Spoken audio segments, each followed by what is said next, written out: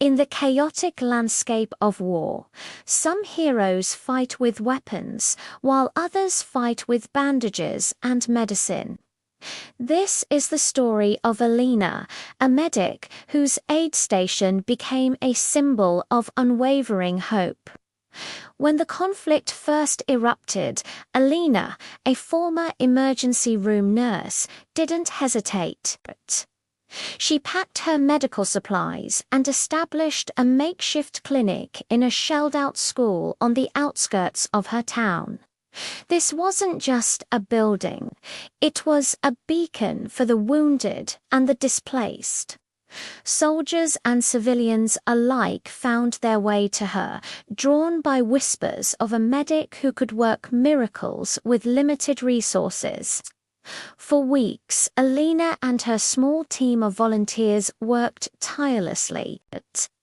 They treated shrapnel wounds, set broken bones, and offered comfort to those who had lost everything. The aid station was a sanctuary, a pocket of peace amidst the relentless storm of battle. But peace is a fragile thing in a war zone. The strategic location of the school, perched on a small hill overlooking a key road, didn't go unnoticed. Enemy forces saw it not as a hospital, but as a tactical advantage. The first attempt to take the station was a surprise.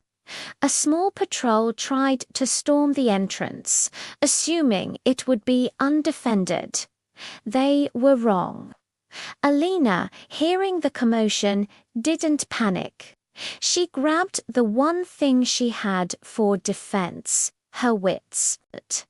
She directed her volunteers to barricade the doors with old-school desks and filing cabinets. From a second-story window, she yelled down, not with threats, but with a fierce declaration.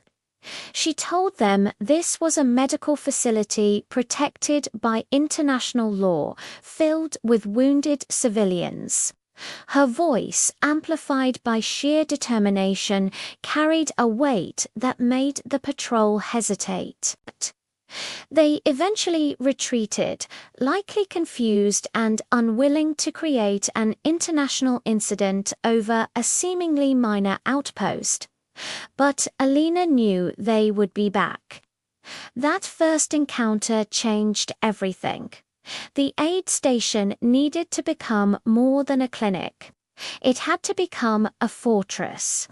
Alina organized the able-bodied survivors, turning them into a disciplined defense force.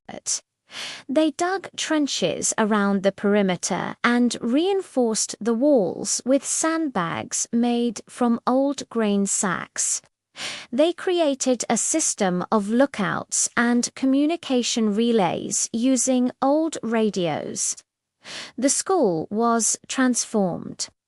What was once a place of learning and then of healing was now also a bastion of defiance. Her team didn't have guns, but they had shovels, medical knowledge, and an unbreakable will to protect their haven. When the next assault came, it was larger and more determined. But this time, they weren't met with a lone medic's voice. They were met with a coordinated defense. The trenches slowed their advance, and the reinforced walls held strong against the barrage. Inside, Alina moved with a calm that defied the chaos. She was everywhere at once, tending to a new injury in one moment, directing the reinforcement of a barricade in the next. Her leadership was the glue holding everything together. She knew that if the aid station fell, so would the hope of everyone who depended on it. The attackers, frustrated by the unexpected resistance from a supposed soft target, eventually fell back once more.